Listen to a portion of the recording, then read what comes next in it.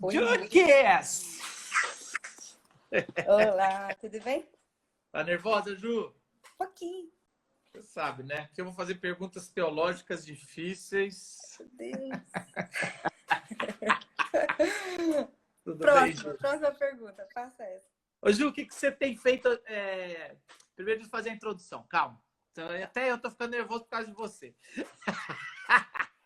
Primeiro, gente, todo dia a gente abre esse papo aqui para conversar com missionários, pastores, aonde a gente fala sobre a fé, onde a gente vai revisitar as histórias do passado, a caminhada com Jesus, um pouco da pessoa, e desse jeito a gente traz à memória o que nos dá esperança, a nossa história com Jesus e as misericórdias do Senhor que se renovam a cada manhã. Mesmo sendo no finalzinho da manhã, 11 horas, a gente tem um pouco de misericórdia aí.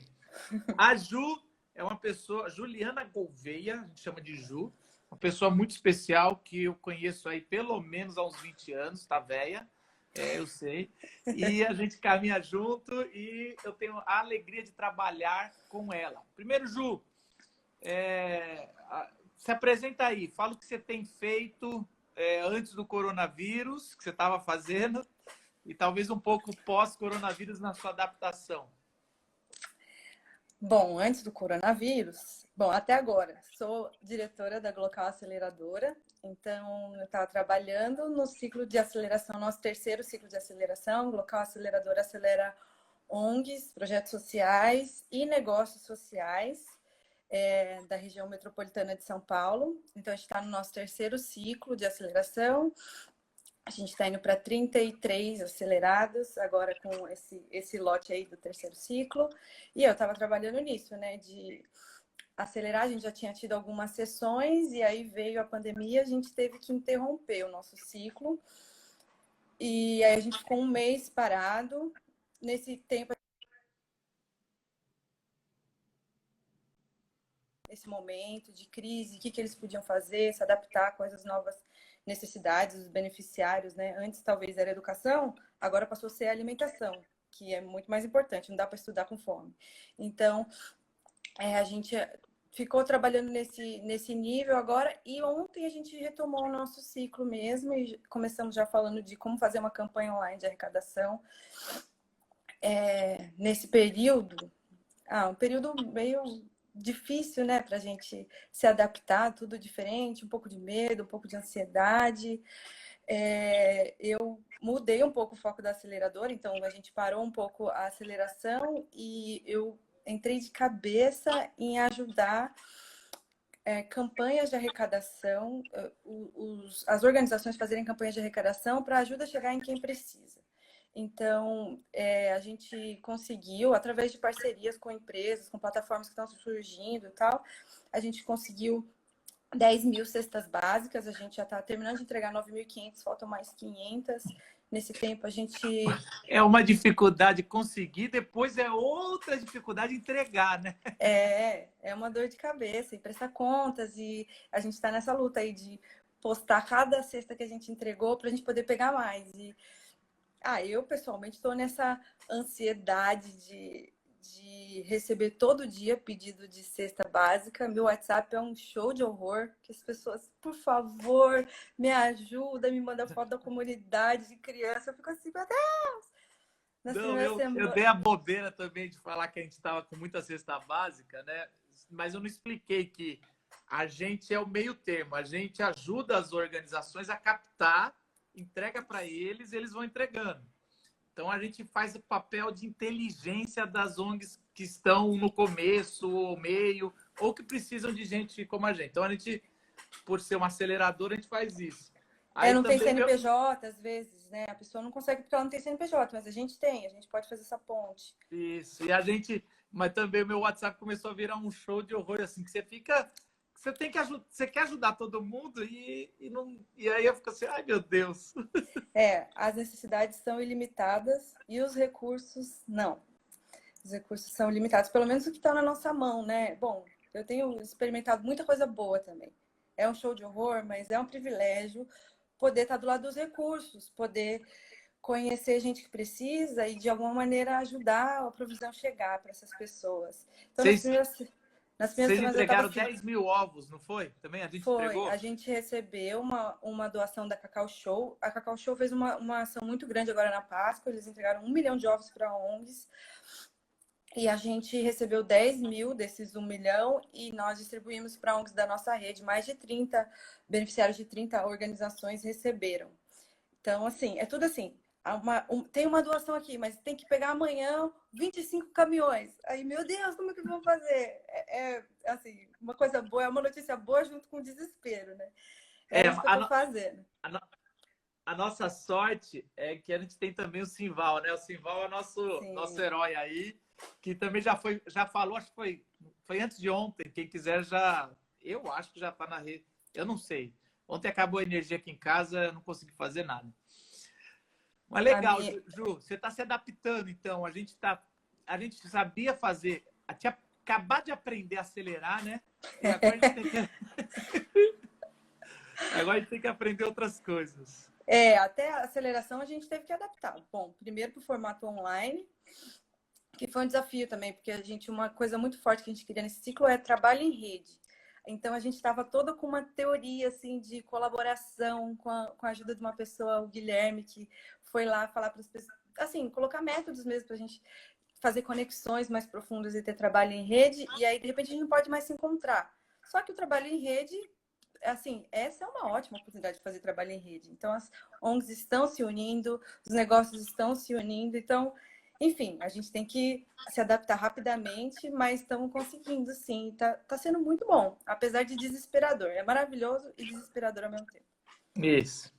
Bom, quero mergulhar na sua vida aí, no seu passado, e vamos trazer à memória coisas boas, algumas talvez ruins, mas vale a pena. O Simval chorou. Ai, meu Deus. Ao tocar chora, mas tranquilo. Eu começo igual o Pochá. Qual é a sua primeira memória que você tem de vida? Você lembra? Eu lembro, meus irmãos até me zoam, porque eu falo que eu lembro de coisa quando eu era muito pequena. Aí eles ficam, ai, que mentira. Você lembra que você estava na barriga da mãe? Mas a minha primeira memória é do dia que eu fiz 3 anos. Que eu lembro que eu dormia na mesma cama com a minha irmã e a minha mãe foi lá me acordar com um bolinho que ela mesma tinha feito, cortado. E eu acordei e comecei a chorar. Falei, você cortou o meu bolo sem mim? Como assim? E aí essa é a minha primeira memória, do dia que eu fiz 3 anos. Aí a minha irmã tá falando assim, que eu invento coisa. Mas eu acho que a gente mistura um pouco também. Coisa que a gente ouviu falar, foto, a gente dá Não. uma misturada. A memória do Pérez ontem, ele falava que ele não enxergava, ele não tinha memória dos olhos dele, ele tinha uma memória de fora olhando para ele. Eu falei, então é a memória da foto, do ângulo da foto, né? O dia que você saiu do seu corpo. Ué, do centro espírita. Essa é a minha primeira memória do dia Mas que e eu a fiz 3 memória anos. mais marcante ali no começo, assim, antes dos 10 anos? Tem uma outra, assim, que você fala, uma boa memória, uma memória que você lembra da sua infância ali, que enche seu coração? Isso é uma coisa que eu lembro com muito carinho. Foi uma viagem que eu fiz com os meus pais e meus irmãos para Bahia. Eu tinha 4 anos e a gente foi de carro, de prêmio, aquela segurança toda, né? 3 crianças atrás sem cinto, deitado, tal, aquele Deus nos acude. Nós fomos de carro. E foi muito legal. Eu lembro que foi a primeira vez que eu dormi num hotel. Eu lembro de passar. Meu pai é do interior da Bahia. A gente passava em várias fazendas. Ele tinha que descer, abrir a porteira. Aí foi quando eu conheci os meus avós, por parte de pai. E assim, para mim foi tudo uma aventura muito grande. Eu tinha 4 anos. Então foi muito gostoso. E é muito gostoso lembrar disso, de ter conhecido meus avós. Eu lembro que eu não gostei da comida da minha avó e eu falei na cara dela. Falei, essa comida é ruim. Aí minha mãe, não é ruim não. Fica quieta. Desde Essa é uma aquela memória época, hein, Ju? Desde aquela época. reclamona. E o que você lembra dessa fazenda aí, ou dessa viagem lá? O que foi bom lá? Bom, Ou primeiro para você foi bom a viagem no carro, o perrengue, né? para mim foi, o trajeto foi muito legal, mas eu lembro que para mim, na minha cabeça lá não tinha energia elétrica, talvez tivesse, mas na minha cabeça não tinha energia elétrica. E a gente ia para um rio. Eu lembro que no caminho do rio minha tia matou uma cobra. Então, assim, para mim era tudo muita aventura, assim, andar de canoa no rio. e comer aquela comida diferente e fazer ir na roça com os meus avós. Estão falando aqui que minha avó tá ouvindo. Eu que eu não sei, eu tô gostei vendo. eu não gostei da comida dela. Desculpa, avó. Mudou, aprendeu, aprendeu. Aprendi, agora eu gosto. Foi muito gostosa essa viagem. Você sabe que os perrengues, né? As crianças, por exemplo, a gente estava conversando aqui em casa que as crianças vão lembrar desse tempo de pandemia como um tempo maravilhoso, um tempo onde eles puderam estar em casa, jogar videogame à vontade, sem regras, porque Sem preocupação, sem escola. essa viagem deve ter sido um inferno para tua mãe. Conhecer a sogra na fazenda com cobra, sem energia, mas você lembra como... Verdade. Minha mãe já conhecia a minha avó, mas realmente deve ter sido um inferno. E com 3 crianças, imagina, não sei quantos quilômetros é de São Paulo na Bahia, mas 2 dias dentro do carro com 3 crianças. Eu lembro que a gente levou um pinico pra gente não ter que parar o tempo inteiro. Agora, como a gente usou esse pinico, eu não me lembro, mas tinha um pinico lá dentro. E escola nessa época, você lembra alguma coisa? Eu lembro, não nessa época, eu entrei direto no primeiro ano, eu não fiz prézinho, eu entrei direto na primeira série. E eu lembro que eu entrei uma semana atrasada, porque eu ia entrar no prézinho e minha mãe conseguiu uma vaga na primeira série. E aí, para eu não perder um ano, eu já fui para a primeira série. E eu gostava muito de fazer todas as atividades. Eu nunca, assim, senti muita falta de ficar olhando para trás, chorando, sofrendo. Não, eu gostava bastante da escola. Mas eu lembro uma vez que o horário da escola mudou. Que eu saí às 11 e comecei a sair meio-dia. E aí deu 11 horas, não tocou sinal nenhum. Mas meu coraçãozinho despertou a hora da mamãe. Aí eu comecei a chorar, chorar. Tô com saudade da minha mãe. Eu quero ir embora, por favor, professora. Eu fiquei... Assim, eu gostava muito da escola. Eu só lembro desse dia que eu queria ir embora porque deu a hora de ver a minha mãe. Eu tinha muito medo. Acho que é um medo comum de criança, de ficar longe da minha mãe e minha mãe morrer. Eu tinha um medo, eu era guardiã da minha mãe. Eu tinha que ficar lá no pé dela o dia inteiro, senão a pessoa, eu dou uma bobeada, ela morre. E aí eu lembro bem desse dia, mas eu gostava muito de escola, eu era bem estudiosa. Estudei escola pública a vida inteira, não era tão difícil assim, mas meus pais sempre pegaram no meu pé para eu estudar e tirar notas boas. Eu estudava numa escola bem longe da minha casa, então era sempre uma viagem, acordava muito cedo, meu pai ia levar e logo, sei lá, na segunda série a gente já começou a voltar de ônibus para casa. Mas eu gostava de todo o trajeto, da bagunça, eu não gostava de acordar cedo para ir para a escola. Às vezes eu dormia já com uniforme para não ter que trocar de roupa de manhã, mas eu sempre gostei muito da escola. Na adolescência, você tem um lugar especial, um lugar que você gostava de estar? Bom, a minha adolescência toda eu passei na igreja, eu nasci na igreja, então sempre, a igreja sem dúvida é um lugar que me marcou, os meus melhores amigos foram as pessoas com quem eu cresci, mas um lugar assim que mudou a minha história foi o JV. Eu fui para o JV a primeira vez com 14 anos, eu não tinha dinheiro para participar de uma temporada e aí eu me ofereci para trabalhar, então eu fui como QG. E eu era super novinha, tipo, eu era para ficar só na Semana das Crianças, acabou que precisou de gente para a Semana dos Adolescentes e eu fiquei também. E no JV tem um papel mágico na minha vida, porque foi a primeira vez que eu saí do meu universo, assim, de igreja, escola e família. Eu fui para um lugar que tinha gente de todos os lugares de São Paulo, assim, do estado de São Paulo, de várias classes sociais. Eu entrei pela porta dos fundos, porque eu não tinha dinheiro para pagar, mas chego lá, tinha gente que ia com carrão. Para mim, assim, hoje eu penso que essas pessoas eram classe média, a maioria. Mas para mim aquilo era gente muito rica, gente falando inglês. Nossa, aquilo era um universo. Foi a primeira vez. Eu lembro uma vez, eu estava sentada e você falando de Friends. Eu, que é isso? Friends? Ah, é na TV a cabo. Eu, entendi. Então, assim, a primeira vez que Então eu era classe média, é? você era classe média, já tinha ido para os Estados Unidos, pô. Eu não tinha nem na esquina. Oh, peraí. Após eu ir aos Estados Unidos, você tinha 14 anos? Eu não sei se foi na primeira vez que a gente teve essa conversa, talvez um pouco mais pra frente, mas então, JV é um acampamento, os pais do Marcos são os fundadores lá do acampamento.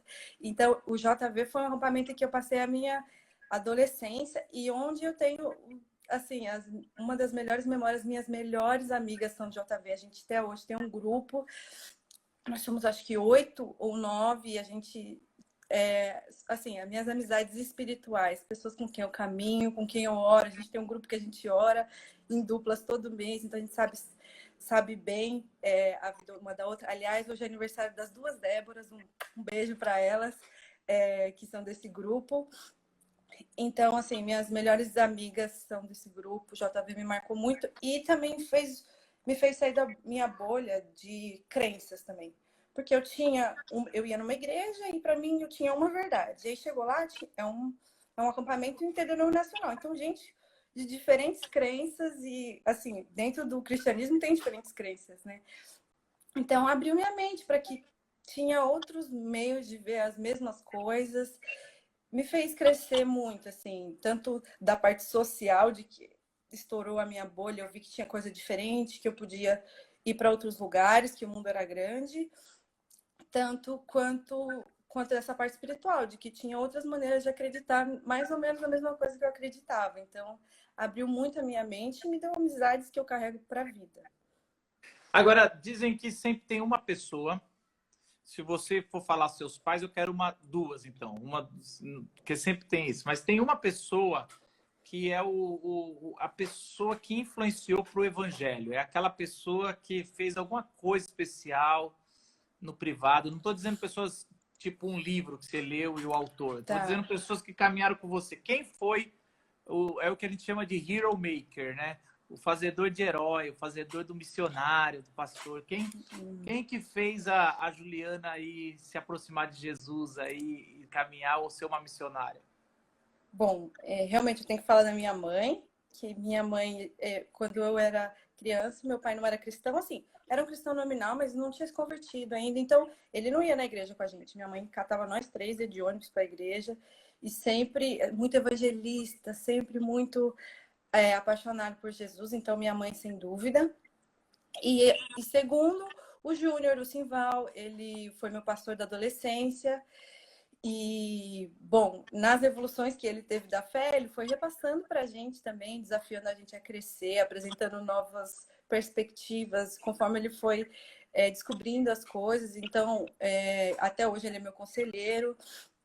Então, eu diria assim, o Júnior e a Adriana, né, que é a minha prima, esposa dele, eles sempre foram as pessoas com quem eu me aconselhei e que assim, me empurraram na fé mesmo, sempre me apoiaram e sempre me alimentaram, de certa forma, alimentaram a minha fé.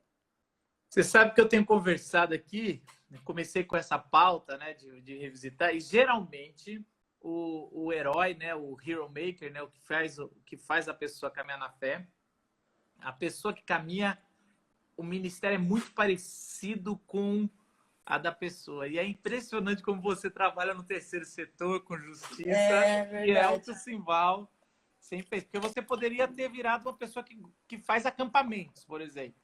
Porque foi do JV que marcou você. Mas você segue a pessoa, o ministério. É muito interessante isso. Mais uma que comprova essa tese aqui. Você falou um pouco da sua mãe. Qual é a herança que seu pai te deixa já em vida para adulta, né? Para ser humano, Juliana? Meu pai, bom, sem dúvida o bom humor. Meu pai é muito engraçado. Ele é contador de história e ele tem um humor muito peculiar. E assim, a gente dá muita risada com ele. E eu acho que eu tenho um bom humor, eu sou uma pessoa bem humorada e isso vem dele.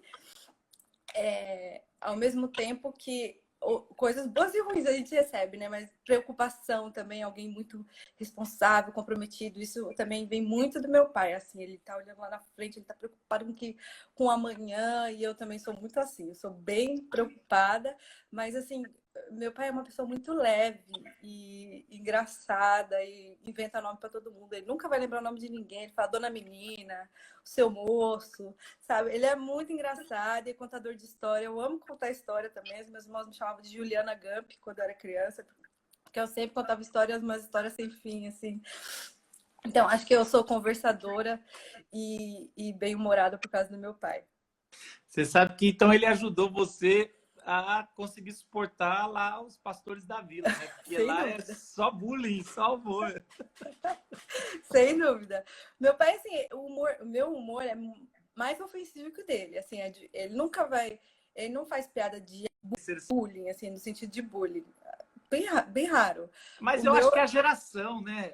Que nem meu pai tá tranquilo, a gente já é mais ácido. é verdade, eu sou mais ácida que ele. Ó, eu queria que você falasse uma aprontação que você fez com um dos seus irmãos ou com os dois, que você depois tomou uma bronca muito grande. Nossa, com os meus irmãos... Ah, isso não tá na pauta, minha filha. Não tá! De vez em quando eu jogo Tá. uma assim. Com os meus irmãos, gente, o que eu fiz com os meus irmãos? Ah, eu não lembro de uma situação específica. Eu lembro que eu brigava muito com os meus irmãos. E a Carol, ela sempre foi muito, muito, muito, muito, muito magra quando a gente era criança. E por que ela era muito magra? Porque ela teve uma infância bem doente, assim. Então, ela era muito magra. E eu era uma criança normalzinha. Então, mas as pessoas sempre me comparavam com ela, tipo, a magrinha e a gordinha. Sempre. Isso era muito ruim pra mim. Eu era normal. Ela que era muito magra, entendeu? Só que... E ela era mais esperta, assim. A Carol sempre foi muito extrovertida. Não Não vem sou muito elogiar, não. É extrovertida. magra. Pô, é magra. Mas eu lembro de que, assim, ela é mais velha do que eu, 1 ano e meio, e ela queria me bater, mas ela era muito fraquinha. Então eu lembro uma vez, eu tava conversando com uma prima, e eu não sei o que eu tinha feito pra ela, ela começou a me chutar, assim, UFC mesmo. E aí eu lembro que eu tava assim, mantendo a serenidade, tava doendo, obviamente, mas eu tava mantendo a serenidade, assim, de repente eu dei uma bicuda nela, que ela voa tão longe. Eu não sei como eu fiz aquilo, mas é porque eu era mais forte que ela, realmente. E aí eu lembro, sei lá, eu não lembro muito bem das consequências disso, mas eu lembro que com um empurrãozinho eu acabei com ela. Assim, meio que foi uma vingança, porque eu sofria muito, porque ela era muito magra. E eu tinha que ser magra igual ela, sei lá. Mulheres sofrem com isso desde muito pequenas. Aí a Carol tá falando aqui com raiva dessa história, mas é verdade, eu lembro muito bem. Eu batia na Carol, essa é a verdade. A Carol aqui tá fazendo versão comentada do diretor. Mas... Ó, qual foi o filme que marcou tua vida? E conta que cena que mexeu tanto com você. Meu, eu sabia que você ia me perguntar isso de filme. Eu sou muito ruim de filme. Não, tá bom, a gente muda. Mas assim, é uma coisa bem... Pode-se dizer fútil, mas eu adoro Harry Potter. Todos. Eu li todos os livros e eu assisti todos os filmes. Os primeiros são chatos, mas os últimos são muito legais. Então, assim, eu gosto de assistir filme. Não importa a densidade do filme, eu gosto de assistir. Mas eu durmo também no meio dos filmes. Mas eu gosto muito de filme que me faz fugir um pouco da realidade. Assim, mais de distração do que... assim, uma coisa mais pesada para refletir. Eu gosto mais de espairecer com o filme. Então, filmes que eu assisti várias vezes foram os Harry Potter depois de adulta, não era coisa de criança, não. Eu gosto disso. Você ficou na Glocal de Harry Potter? Eu fiquei. Tá. Foi muito legal. Que música que mexeu com você na juventude? Já podemos dizer na juventude, né? Que música mexeu com você? Qualquer música. Geralmente a gente tem vergonha. Vamos lá. Ah, as músicas da igreja sempre foi muito de época, assim. Mas, assim, as músicas, eu não posso fugir. Se foi da juventude, foi o CD do Diante do Trono. Águas Purificadoras. Águas Purificadoras. Eu sabia, eu estava ouvindo esse CD semana passada. Eu sabia as ministrações da Ana Paula Valadão, do André Valadão, porque era uma coisa que mexia muito comigo. Hoje em dia, assim, a gente vai mudando um pouco a cabeça, né? Eu não ouço mais isso, apesar de ter ouvido semana passada, porque eu lembrei. Mas mexeu muito comigo. Eu sabia tudo. E a gente cantava tudo na igreja. Eu era do louvor da igreja, a gente cantava tudo. Eu queria fazer as repetições que a Ana Paula Valadão fazia, aquela voz insuportável que ela tem, que hoje eu percebo. Enfim, esse CD mexeu muito comigo. Não fala assim dela, cara. Aquele CD foi um fenômeno. Não, as músicas muito bonitas. Assim, hoje em dia eu vejo que é muito distante, por exemplo, de quem não é cristão, aquelas músicas. Porque, assim, eles citam trecho da Bíblia, falando uma coisa muito meio pesada, assim. Mas esse negócio de reviver as coisas, Esse CD fala de sonhos, de restaurar sonhos. Esse CD fala de um tronco que morreu e que renasce. Então, é assim, É um só as carinho no metáforas. coração. As As metáforas de crente metáforas que adora. bíblicas, isso aí. Qual foi o livro que você leu e mudou o rumo aí da sua cabeça? Ah, então, um livro que fez muita diferença na minha vida. É um livro que chama Louco Amor, do Francis Chan. Ah, tá. Quem foi que recomendou? Alguém das 40 pessoas que eu já conversei recomendou. Ah, esse livro é muito bom. Uma das coisas que eu mais gostei do livro é que tem um capítulo que ele fala assim: você já leu os evangelhos? É um livro cristão, né? Você já leu os evangelhos? Não, então para de ler esse livro e vai ler os 4 evangelhos, depois você volta. E ele tá falando do amor de Deus, de como o amor de Deus é assim, é incansável e é profundo. E assim, ele me desafiou a não ter uma vida morna. Eu falei, não existe cristão morno. Aí, assim, eu sei que pode até ser meio polêmico isso, mas para mim fez sentido. Eu falei assim, realmente, a vida que Deus quer que eu viva com Ele não pode ser morna, é tudo ou nada. E Ele incentiva a gente a sair dos nossos condomínios de crente, assim, da nossa bolha crente, e ver o mundo lá fora, que as pessoas estão sofrendo lá fora. Às vezes a gente vive igrejas tão voltadas para nós mesmos. E esse livro, parar de ler esse livro, ler os evangelhos, ver como Jesus tratava as pessoas com um amor assim irresistível, trazer todo mundo para ele. E depois voltar e aprofundar nisso, de não ser morno. E esse livro me deu muita coragem para algo que eu fiz logo em seguida, depois de ler, que foi sair do meu trabalho e mudar totalmente a minha vida. Sair do setor privado e fazer um ano de missões e depois ir para o terceiro setor e entrar de vez nisso que eu vivo hoje. Então, esse livro foi um dos livros que, assim, me impactou fortemente. Eu falei assim, realmente, eu não posso... ou é tudo ou é nada. Eu não sei se é isso que Deus quer para todo mundo, mas eu sei que é isso que Deus quer para mim. Agora, qual foi o momento que você pode dizer que você sentiu a presença de Deus ou Jesus do seu lado de forma plena na sua história? Eu acho que foi esse mesmo momento, assim, eu me formei em administração, eu comecei a trabalhar, entrei como trainee numa empresa e eu tinha um emprego muito bom, trabalhava com tecnologia, com consultoria e suporte, e eu tinha uma vida muito confortável, assim. Só que eu estava muito insatisfeita, que eu falava, não é para isso que eu quero viver. E eu vivi em 2014, 2015, assim, uma fase muito de busca a Deus, e esse livro fez parte disso. E eu senti Deus falando comigo, Ju, você fala que você confia em mim, mas você fala isso da boca para fora. No fundo, você sempre tem um plano B, caso eu falhe. E isso foi muito forte comigo, Deus falando isso comigo. E eu percebi que era verdade.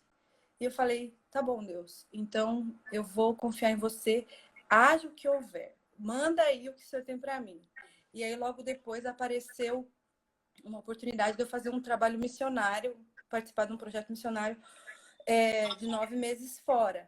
E aí eu não tive dúvidas que eu tinha que ir, porque eu tinha tido essa conversa logo antes com Deus. E eu tinha que ir, em 3 semanas eu tinha que estar no Canadá fazendo treinamento. Eu não tinha dinheiro, eu não estava guardando dinheiro para isso.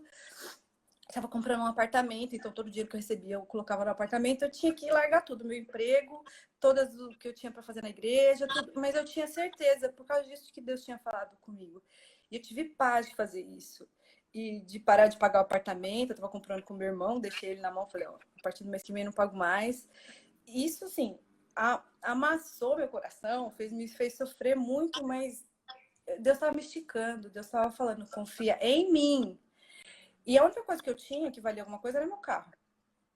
E nesse período eu experimentei tanto a fidelidade de Deus, tanto, que eu falei, Deus, olha, eu moro no Capão Redondo, eu moro nas quebradas, assim, viver sem carro é muito complexo.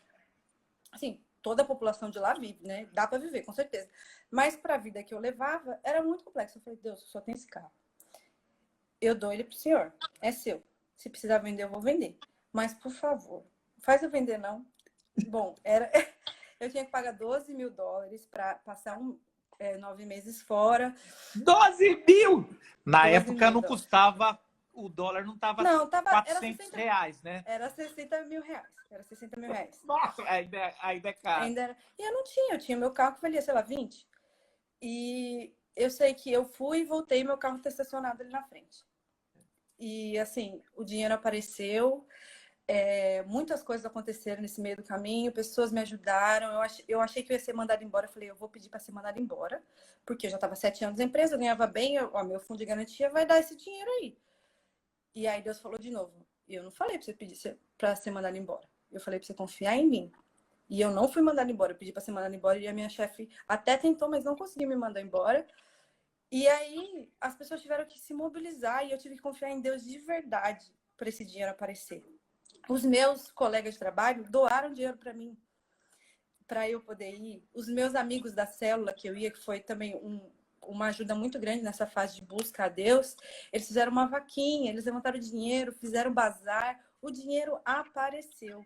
Então, Deus foi muito fiel. Assim, pelo que eu vivi, principalmente nessa fase, eu não tenho direito de duvidar que Deus provê. Eu tenho trazido isso à memória agora, porque as pessoas vêm me pedir. Ontem uma pessoa me pediu 400 cestas. Eu falei, gente, como que eu vou conseguir 400 cestas? Eu não consigo. E aí Deus me lembra, fala, eu cuido dessas pessoas. Sou eu que cuido, não é você. Então, assim, eu oro e aparece. Um versículo que tem vindo no meu coração muitas e muitas e muitas vezes esses dias elevo os meus olhos para os montes, de onde me virá o socorro? Meu socorro vem do Senhor, não é de mim, não é do que eu posso fazer. Então, quando eu quero fazer com a força do meu braço, eu já aprendi isso. Mesmo assim, eu caio nesse erro diariamente. É muito difícil, eu me desespero, estresse, ansiedade, choro e ranger de dentes. Quando eu descanso, falo, Deus, o problema é seu. Aí ele resolve. Quando o problema é dele, ele resolve.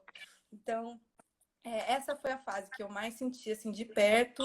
E eu acho que quem é missionário tem esse privilégio. Quem está na linha de frente vê milagre. Assim, não é uma coisa pro dia a dia. Acontece no dia a dia também. Mas quem está lá na linha de frente, dependendo só de Deus e nada mais, vê isso. Então, essa foi a fase em que eu mais vi o Senhor agindo de diversas formas. Senti a presença de Deus de diversas formas. Falou comigo, me curou, me restaurou. E proveu para mim, que eu acho, assim, eu gosto de falar dessa parte porque dinheiro mexe com as pessoas, né? É algo mais palpável. Eu tinha uma dívida, não tenho mais, foi paga. Então isso é mais fácil de provar que apareceu, de onde apareceu. Então acho que essa foi a fase mais marcante da minha vida mesmo. Eu não quis te interromper porque eu acho que talvez essa é uma das partes mais importantes, ou é a parte mais importante da live. Mas alguém perguntou do livro e alguém falou que era Francis Schaeffer. Não é Francis Schaeffer, é outro teólogo esse. É Francis Chan. Isso, Chan, Chan. Isso, ele é um oriental que está lá na Califórnia, gente boa, pude conhecê-lo, foi uma alegria. Legal. E eu queria ter trazido para o Rock no Vale. Então, eu conheci daquele jeito, né? Tipo, você vai no congresso, oi, tudo bem, seu Chan? Ah, tudo bem, é isso. Hi, how are you? Não foi igual o Gibbons, não. Ô, Ju, eu vou fazer um bate-bola, vou começar a jogar para você, porque a gente vai começar a aterrissar aqui, tá? Tá. E aí você responde, se quiser aprofundar, se aprofunda, se quiser pular, não pode. Como a gente quiser. A gente começa com coisa fácil, time do coração, e eu acho que eu vou fazer bingo, porque eu sou... Aliás, ontem caiu, ontem foi Palmeiras, mas qual que é o time do seu coração, Ju? Palmeiras. Você é Palmeiras? Também eu já que você era Corinthians. Não, tem essa cara de... O que você tá fazendo em Capão Redondo, minha filha? Você é palmeirense? Eu sou palmeirense por causa da Adriana, a esposa do Simpal, minha prima. Porque ela era minha ídola quando eu era criança e tudo que ela fazia eu queria fazer também. Eu queria ser ruiva, eu queria fazer tudo que ela fazia. Errado, hoje, tá muito errado. Hoje em dia, assim, depois de verdade, depois do 7-1, meu coração pro futebol acabou. Morreu? Assim, perdeu a graça. Qual que é o esporte que tá te encantando ultimamente, assim, que você se pega falando, nossa, eu gosto disso ou nenhum? Não é para praticar, não. É só assistir. Não, ainda é o futebol. Mas eu assim, perdeu 80% da graça depois do 7-1. Perdeu para todo mundo. Eu abandonei. Uma líder mulher. Uma líder mulher? Pô, tantas. Eu acho que assim, minha primeira líder mulher foi a Adriana. E assim, mundial? Pode ser na história. ah, meu, tantas mulheres maravilhosas. Deixa eu pensar. Gente do céu. Branco. Nem Vamos pular, copia, nem depois eu... mundial. O Dinho falou que nem copia, nem mundial, mas a gente já passou desse time. Isso aí, nem vou zoar. Eu considero. Ai, Jesus amado. Ah, eu vou falar da Malala, meu. Eu amo Malala. Malala é demais. Ela é uma líderzinha, ela ainda é tão jovem, tem um caminho enorme pela frente, mas ela tá fazendo uma diferença, levantando a bandeira do estudo para as mulheres e da paz, e ela quer voltar lá pro lugar onde ela nasceu, que ela não pode voltar agora. Acho que ela ainda vai fazer muita coisa, a gente vai ouvir muito a voz dela e eu fico muito feliz dela ser jovem, porque ela tem um grande caminho pela frente. Se ninguém tentar matá-la de novo, né? Você foi na Glocal da Malala? Não, não fui, não fui. Quando a gente anunciou, alguém perguntou, mas ela vai estar no Brasil? Que bom! A gente só vai falar dela. Ainda não, próxima vez, quem sabe? Uma comida. Pode ser de pobre? Pode! São as melhores. Meu, minha comida do coração, ó. Arroz, feijão, linguiça e salada de tomate. Eu sou muito pobre. O meu deve ser Meu, macarrão adoro. com ovo. Então tamo junto. Com ovo? Com ovo Aí frito. sim. Aí, quando não tem comida, aí vem assim, ó, só vai ter macarrão com ovo frito. Caraca! Que sorte. Se não fosse o Brasil, se você não pudesse morar mais no Brasil, aonde você e pudesse escolher qualquer lugar do mundo, aonde você moraria? Bom, posso falar dos lugares onde eu já fui. Não, eu quero que você fale um lugar que você moraria. A partir de agora, você vai ser exilada do Brasil. Escolha. Jesus. Eu acho que eu moraria no Canadá. É um lugar maravilhoso. É um lugar muito... Assim, Vancouver, a parte que não faz tanto frio. É muito bom. É muito gostoso, muito bonito. É uma natureza exuberante. Peraí. Você falou Canadá num lugar onde não faz frio? Existe isso? Não faz tanto frio. Vancouver faz frio, neva tudo, mas é menos do que onde minha irmã mora, lá em Winnipeg, meu. Menos 40, vai se lascar, não dá não. É muito ruim, realmente. Um pregador. Meu, eu tenho muitas influências aqui na minha vida, mas eu gosto muito de ouvir o Ed. Ed René Kivitz. Eita, né? Bom saber. Só Ed. Eu convivo, é isso que eu tô falando, convivo com grandes pregadores. Não, eu sei. Tô Mas brincando. o Ed, é difícil discordar do Ed. Eu acho que o Ed é um dos maiores. Eu acharia que ele é o maior pregador da atualidade que a gente tem no Brasil. Eu acho. Sim. Agora depende do estilo, né? Mas isso não vem ao caso. Assim, Eu gosto um de estilo Keller, expositivo. Mas... Não, expositivo não é. Mas como pregador geral, em todas as áreas, ele é o maior, sim. Eu considero também. E eu já ouvi dizer, não vou nem falar quem, mas que quando o Ed tá puto, a pregação é muito melhor. Esse tipo de palavra não pode usar aqui na nossa live, quando ele está consternado, revoltado, incomodado. Um estilo musical. Um estilo musical? Meu, eu tô ouvindo um monte de sertanejo, você acredita? Me condenou! Tá aí! Você viu que a Marília Mendonça, ela emagreceu, né? E a Adele ficou com tantos ciúmes que também emagreceu, fez cirurgia. Olha, de verdade, o que eu gosto de ouvir mesmo é jazz. Mas que mentira! Verdade! Para! Isso é síndrome de pobre querendo ser chique. Não, é verdade. Com vinho. Com vinho, queixinho. Lendo livro, fumando charuto. Ai. É o tchan, vai, gente. A verdade é que eu gosto é o tchan. Férias pra você é? Praia. Praia e não fazer nada, descansar. Qual a melhor praia do Brasil? Que você já foi. Nossa, eu fui na praia com a Vivian, que foi a praia mais gostosa que eu já fui, que foi em Trancoso. foi maravilhoso. As pessoas até falam assim, ah, é Bahia, lá perto de Porto Seguro, né? Tá muito bonito. A gente viu lugares maravilhosos e praias, assim, foi delícia, trancoso. Se é que existe, o que seria a nova política? Putz. Meu Deus. Eu não sei o que você está perguntando o que eu acho que deveria ser ou o que é com base. O que deveria ser é gente que tem interesse realmente no bem público e não nos benefícios que o poder pode oferecer. Não sei se existe algum ser humano imune às influências que o poder oferece, mas alguém que pensa, pessoas que pensam e articulam para que todos tenham direitos iguais, todos tenham as mesmas oportunidades. Então, independente se a pessoa nasceu num berço de ouro ou não, que ela tenha a mesma oportunidade e, a partir do esforço dela, ela consiga galgar o que ela conseguir. Mas a oportunidade é o que falta. Então, eu gostaria que a gente tivesse condições iguais para começar. Eu acho que é uma utopia, né? Na verdade, isso que eu estou falando. Mas que pessoas trabalhassem por isso e não pelos interesses que a política pode trazer, que o poder pode trazer, que o dinheiro pode trazer. E, assim, olhar mais para isso do que para as alianças, para ter razão e tudo mais. Mas eu acho que, de verdade, é uma utopia. Nesse mundo, acho que não vai viver isso, não. Tá. Uma frase. Uma frase.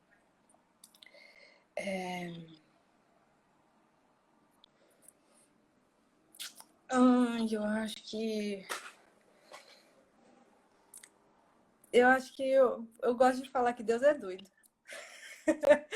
E porque eu sinto um Deus que é doido mesmo. E eu tenho experimentado isso. Não tem nada difícil para Deus. Eu acho que essa frase é melhor. Não tem nada difícil para Deus. Assim, quando eu penso que uma coisa... Isso que eu acabei de falar.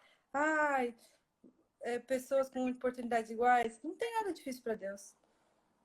Então, é isso que me faz ter esperança e crer. Porque o Deus que eu sirvo faz coisas de gente doida. O que a pandemia vai mudar? Algo claro que você acha que vai mudar? Reuniões desnecessárias. Vai mudar. Uma reunião que podia ser uma ligação vai virar uma ligação. Espero que sim. Muitas reuniões. Eu acho que a gente vai aprender a ir para a parte digital, assim, usar muito mais os recursos digitais. E eu acho que os recursos digitais vão chegar para mais gente que não tinha acesso. Então, por exemplo, olha um tanto de gente que estava excluída da economia no sentido do sistema financeiro, né? E agora tem uma conta. De um dia para o outro, de uma semana para outra, essas pessoas têm uma conta no banco. E era tão difícil essas pessoas terem uma conta no banco. Então, tava difícil manter a Bolsa Família, mas do nada a gente consegue apertar e dar uma ajuda bem melhor. Pois é. Então, eu acho que isso vai chegar, essas coisas vão chegar para mais gente. E eu acho que a gente vai ter um pouco mais de preocupação com saúde, com andar de máscara se estiver doente. Isso aí nunca vai ser mais a mesma coisa mais, de ficar abraçando, beijando todo mundo. Eu acho que isso vai mudar. Ok. Qual é uma conquista que a Juliana quer ter daqui a 10 anos? Eu quero ter uma família, quero ter filhinhos. Daqui a 10 anos, quero ter uma casa, quero ter uma família. É isso. E como é que você quer ser lembrada depois que partir daqui para o céu? Eu acho que eu quero ser lembrada como alguém que amou as pessoas que estavam ao seu redor e trabalhou para que elas se sentissem amadas. Eu acho que é o maior privilégio que a gente tem é se sentir amado e se sentir cuidado. E tem tanta gente que não tem ninguém para olhar por eles. E assim, parte do meu coração ver isso. Quando a gente se sente amado, se sente cuidado, a gente se sente gente, eu acho. A gente se sente que vale a pena viver. Agora, quando você sente que ninguém olha para você, ninguém cuida, ninguém se importa, aí eu acho que vem a desesperança. Então, eu quero que as pessoas lembrem de mim como isso, como alguém que olhou e cuidou de quem estava ao seu redor. Um versículo. Bom, falei do Eleva os meus olhos para os montes, mas eu não vou saber o versículo certinho, mas o versículo que trabalhou muito no meu coração, é que bem-aventurado é aquele que é peregrino de coração, que ao passar pelo vale do deserto, ele transforma em lugar de fontes. E eu acho que é Salmo 87, alguma coisa assim. Depois eu vejo direitinho, mas quem é peregrino de coração, quem nunca acha que está em casa, que nem sempre está numa viagem, e quando passa por um lugar deserto, deixa coisas boas, assim. E eu acho que é uma experiência que eu tenho tido, de passar por lugares desertos e levar esperança, e levar coisas boas, e levar recursos, às vezes, e porque eu sou peregrina de coração, porque meu lugar não é aqui. Meu lugar não é aqui, mas eu amo aqui, eu quero transformar isso aqui num lugar agradável de viver, um lugar onde as pessoas se sintam dignas e amadas. Como foi a primeira vida que você conseguiu testemunhar de Jesus e você viu que deu uma resposta positiva? Pergunta do Levino. Ah, nossa. Eu acho que na escola, assim, lembrando, assim, vivendo com amiguinhas na escola mesmo, de falar o que eu acreditava e levar as minhas amigas para a igreja e elas verem aquilo, que as pessoas se sentiam parte de alguma coisa, porque na escola a gente quer muito ser parte de alguma coisa. E às vezes a gente precisa se encaixar em grupos e coisas que a gente não quer. E aí eu levava as minhas amigas, chamava as minhas amigas para a igreja, elas eram bem aceitas, assim. Eu não digo assim, alguém fez uma oração. Não foi essa a minha primeira experiência, mas só de levar as pessoas para esse ambiente onde elas se sentiam bem aceitas, eu acho que era um testemunho bom. Chegamos na última pergunta, Ju. Antes de eu fazê-la, quero agradecer. Você é uma pessoa incrível para se trabalhar. Eu tenho falado isso essa semana toda, sempre quis trabalhar com amigos e amigas.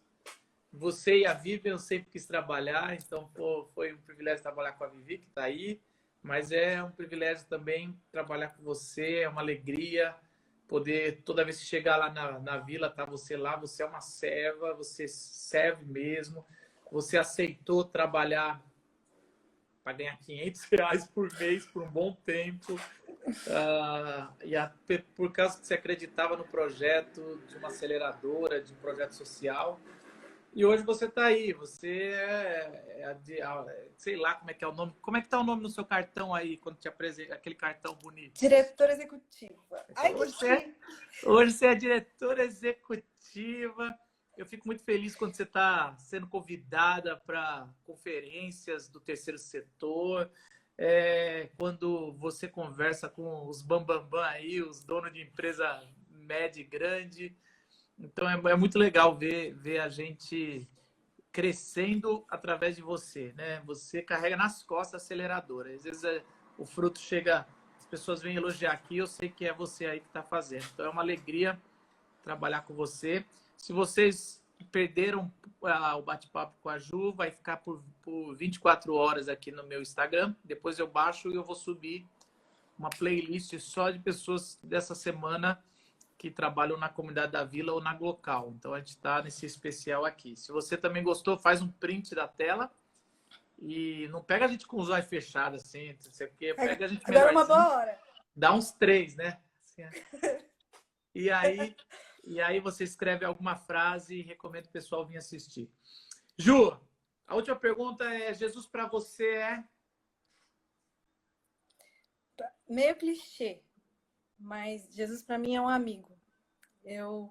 Eu costumo compartilhar meu coração com Jesus como se eu estivesse compartilhando com uma pessoa física na minha frente e tirar tempos para ouvir a opinião dele através de silêncio e através da Bíblia também, através do que os outros me falam, através de várias formas da natureza, assim, mas Jesus é alguém com quem eu converso. Então é parece meio doido, assim, meio clichê, mas Jesus é um amigo e a partir do momento que eu entreguei minha vida para Jesus de verdade, eu nunca mais pude falar, ninguém me ama, estou sozinha. Se eu falo, é draminha, porque eu sei que eu tenho a companhia de Jesus sempre. Obrigado, Ju. Para você que chegou até aqui, a partir da semana que vem a gente vai separar um dia para fazer uma live nesse horário e chamar umas 2 ou 3 pessoas para a gente fazer um pouco dessa retrospectiva aleatoriamente. Pessoas que estão na live, a gente chama, aí vocês vêm. Alguém perguntou, alguém falou assim, também quero o divã. Vem que é muito bom, a gente é abençoado e eu acredito que cada história com Jesus é uma história que vale a pena ser contada. A gente vê isso quando eu estudei Atos dos Apóstolos. Os apóstolos eles não pegavam e faziam discurso teológicos para as pessoas que iam ouvir sobre Jesus. Eles contavam as suas histórias. Por isso que eu acredito que quando a gente conta nossas histórias, a gente está cumprindo a grande comissão, que é falar o que Jesus é e o que ele faz através da nossa vida. Obrigado, Ju. Deus Obrigada, abençoe. Marcos. Beijão. Valeu, a gente se vê no WhatsApp, nos trabalhos diários. e a gente vai conversando. Valeu, gente. Valeu. Obrigado.